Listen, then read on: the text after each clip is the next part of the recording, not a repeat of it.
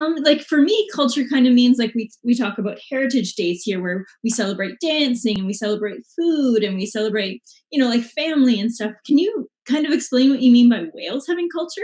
Yeah, so it's very similar to that. So it's a newer research that's happening, and researchers have been finding that more and more species have this kind of concept of culture where they have very specific ways of interacting with other individuals of their species, whether it's their pod, whether it's um, those kind of outside of them. So it comes back to all these kind of traditions that they have, and it actually gets passed on from generation to generation. So you can actually see where they've kind of diverged and changed their behaviors to fit a certain pattern. So whether it's like orcas, they've got rubbing beaches that they go to, and there's specific ones that they'll go to. And yeah, just the way that they interact with each other, the languages that they use. So it's that whole combination, which is really amazing because we think of culture as a human construct, but a lot of animals and wildlife do have this concept of culture. Oh, that's amazing. And I mean, that's influence their patterns in terms of movement then, and how and when they're most at risk for being in an accident with a boat or with a ship or entangled. Do they observe certain movement patterns in accordance with like I'm sure it's time of year then. Yeah, it all depends. So the problem with whales and studying really anything in the ocean is that it's quite inaccessible a lot of the time. So we don't know a lot. So, like with right whales, we know what the biggest risks to them are, but we actually only know where a third of the population is at any given time. So we don't actually know where the rest of the whales are spending their time. So in the winter months, right now, where they're kind of off Florida and Georgia, that's only the females and calves. We have no idea where the males of the population are during this time. So we don't know if they're really offshore. We don't know if they're in some other coastal habitat, if they're more south. So that, ooh, sorry, my cat just threw my glass of water. That's what happens. Love going live. Uh, yeah, so um, of course, time of year and where the whales are is going to have a huge impact on their threats. Um, they tend to, especially in Canada, we see larger populations here in the summer months, which is obviously busier times of year for us as well, humans to be out on the water. There's more happening. So we do have to look at all of those differences and think about the kind of the time scales that we're looking at as well as the spatial areas. Yeah, that's amazing. And that you don't know where they are. Is it that there aren't very many trackers, or do they focus tracking on the females and the offspring? So the problem is, again, it comes down to the ocean is quite inaccessible. Getting out to kind of more the high seas and that like open ocean, it's really rough. You can't really get out there to do these surveys. And we can't use like acoustic tags or trackers on whales. So they do that with a lot of sharks and different fish species. They can, catch them, put a little tag on them, and then they can, look at a computer and you can see exactly where they've been moving. You can't do that with whales because they have that really thick layer of blubber. Um, Anytime that they've tried, it has led to the death of the whale because of infection, because it needs to be able to get through the blubber and into the muscle in order for a tag to stay. So Oh, okay. um, it really comes down to where we humans can physically get to. Mhm. So they are trying a lot of different technologies. The use of drones is a big thing right now. That obviously can't get super offshore, but it helps when weather's bad. And then we're also using acoustics as well. So um, especially for right whales, what they've been using are acoustic gliders, which are these big kind of, it looks almost like a spaceship that goes in the water, and it is automatic, so nobody controls it. It just moves through the water. It goes up and down, and every time it comes to the surface, it sends all the data it collected, so all the acoustic data. So it's listening for whales and recording any noise, sends it back to a computer station on land where a researcher can then look and see what type of whales are there. You can also hear boat noise and get a better idea of where the whales are, because that's the other problem with whales, is that they do spend time underwater. So if they are underwater, we can't necessarily see them unless we are also underwater. Makes sense. Now, Megan or Jody, or we have a few other sites. If you have any questions, feel free to unmute or to have your mom or anyone else write them in the chat. We're welcome to, and I can either read them or if you'd like, you're welcome to unmute and ask them yourself. I know that Biva had something she wanted to share as well about ocean and waterways in Bangladesh. But again, it's almost 11 o'clock there, so she might have had to go to bed. But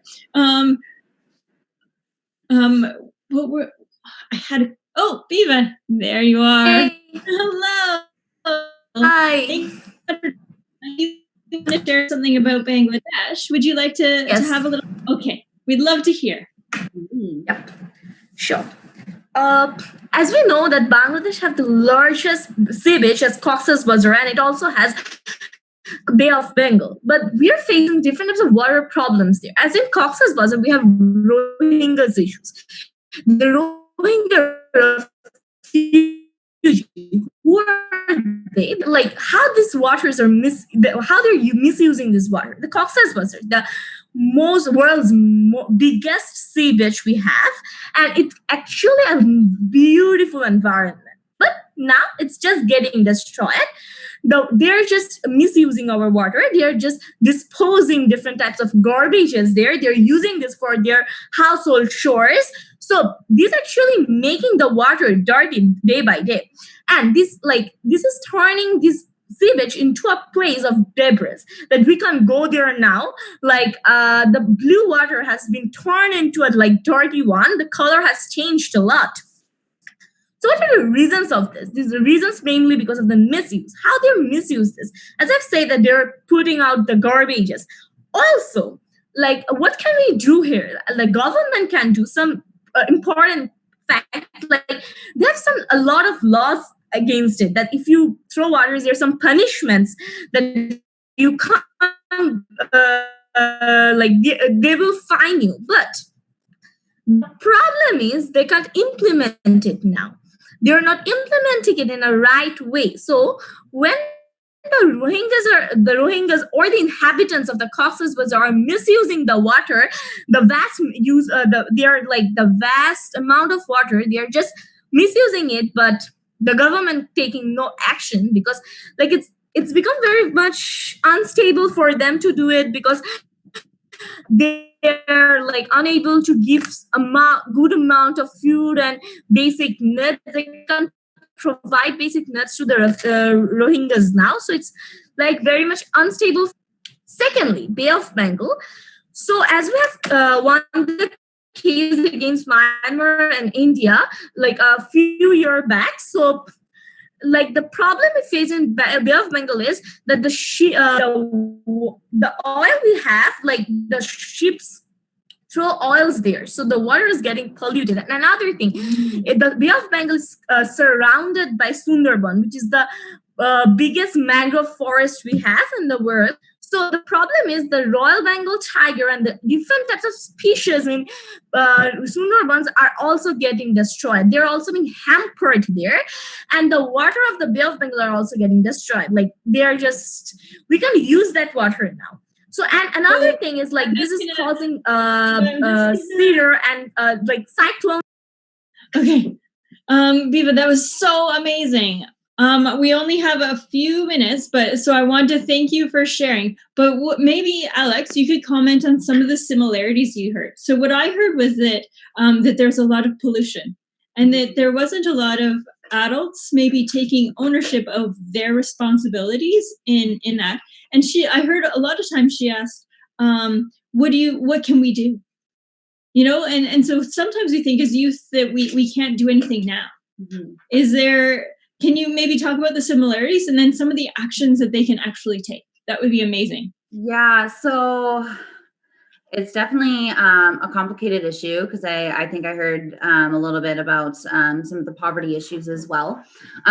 So that's actually a really big thing that we see worldwide when it comes to conservation and environmental protection, whether on land or in the ocean, is when certain areas are in a state of poverty where that's their only option is to use what they have around them. And so the conservation isn't necessarily a priority. So you have to actually end up addressing some of those issues before you can really start doing some of the environmental things.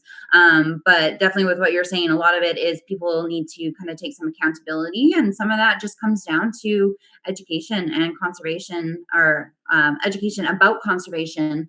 A lot of people don't realize the impacts that they have and what that means big picture. A lot of people only narrow on kind of, that short term in the moment thing without realizing that if they pollute all of the waters, it's going to end up killing off the fish, and you're not going to have food sources, and it's going to, and if you overexploit and you destroy the mangroves they protect the shorelines. I know they're also habitat for so many other species, and they don't realize the connection of everything. So it really comes down to, we need to, whether it's governments or in some other ways, try to help alleviate some of that poverty, so it takes the pressure off from people having to rely so heavily on those environmental resources. And then an education component to it. So whether that's, the young people starting to talk about it more and making that more of a priority, asking your government to make those changes, teaching people, why it's important to protect and not, overuse your resources and pollute your waters and everything like that. I think, yeah, I often say that youth have way more power than they know. And so, asking your parents to change the way that they use water, challenging your school to using, water audits to see how much water your school's actually using, and then asking them to be accountable, and also writing letters and doing posters and going and protesting. That's much safer in Canada, where protesting is in other countries is not something that you want to engage in, but here within Canada it's very allowed. And so I think that's there's a lot of things that were, I think, similar there. We have a question here on the chat from Abiha, who wants to know, what's the impact of climate change on oceans and whales and wildlife, and even how does that relate to waterways? Yeah, that's the big question, right? So there's a lot of things that we're seeing with climate change. So like I mentioned with the right whales, they're the food that they eat. So the copepods like cold waters, and so we're seeing from climate change, the water temperatures are rising, they're warmer, and so their food is moving more north. So we're seeing a shift of all of these species slowly moving more north because they require those colder temperatures. Then that throws everything else off, because you suddenly have the right whales that weren't really in the Gulf of St. Lawrence before, now they're there. That causes disruptions to, obviously, all of the human activities that happen there, but to the whales. And we've been seeing, even more kind of tropical species have been coming more and more north, and they can, because they're not necessarily native to that area, they can cause those disruptions to the ecosystem by displacing the native species. We see it as well up north. That's where, climate change is having the biggest impact, is in the Arctic, with all of the receding sea ice. So there's not as much sea ice, which impacts, of course, everyone sees the polar bears. But there's also all the animals in the ocean up there as well. So belugas in the Arctic, when they feed, they actually search for food under the ice. So any fish or kind of crabs that live under the ice, that's what they eat. So with less sea ice, there's also less food for them. So there's a lot of different ways that climate change is having an impact in Canada and on our wildlife. And Biba had a follow-up question sort of related to that. Like, how does it impact our economy then? Like what is the relation there between, climate change, ocean health, economy? Yeah, so there's a lot of different changes in terms of some of the economy. It's actually potentially making our economy, I don't want to necessarily say stronger, but it is opening up other avenues. So up north, because we have less sea ice, they're actually able to ship things through there more. They're also in talks of trying to do more cruises and tourism is a big industry that can boost the economy. That would bring more tourists to some of the northern communities who don't normally have that. So that would boost economies up there. But then you do have those environmental trade-offs as well, and you need to think about the benefits in terms of economy and human use versus what we're doing to the environment. But then we're also seeing potentially negative impacts as well in terms of our fisheries. So again, I'm going to use the right whales as an example. The snow crab fishery in the Gulf of St. Lawrence is hugely impacted by the right whales. We've been putting in a lot of closures, inhibiting the fishery from happening in certain areas. And it's the second largest fishery in Canada. It's worth almost $1 billion. And a lot of our exports, a lot of that is exported out of the country. A lot of it goes to Asia and a lot of it goes to the US. And currently, the US is actually implementing a new law so that any seafood that's exported or I guess imported into the United States has to meet their measures, which means not killing whales. And so when we keep entangling and killing whales in our snow crab fishery, we're not going to be able to export to the US anymore, which is a huge blow to the fishery. And there's, thousands of people who rely on the fishery for their livelihoods and the economy of Canada. So when we have these climate change impacts that shift the wildlife, it is going to have that chain reaction affecting the fisheries and then downturn into the economy and the lives of these people. Yeah, it's such like anything, it's an ecosystem, it's whether it's an economic or a cultural or an oceanic, like all of these things are related and so intertwined, especially in, Bangladesh, the Ganges River is just so integral to your entire country. And for Canada, we're surrounded by oceans and coasts. It is, waterways are just integral to who we are. And I know, Alex, you said earlier that, everything we put in our drain goes to the ocean. And I think sometimes when we're in Alberta or Saskatchewan or prairie provinces, the ocean is so far away. It's hard to imagine that something that I flush down my drain will make it to the ocean one day. But it is such a large ecosystem and so important. I see that one of our students, Megan, is logged on, and I recognize her from being here in St. Albert. Megan, did you have a question for our speaker?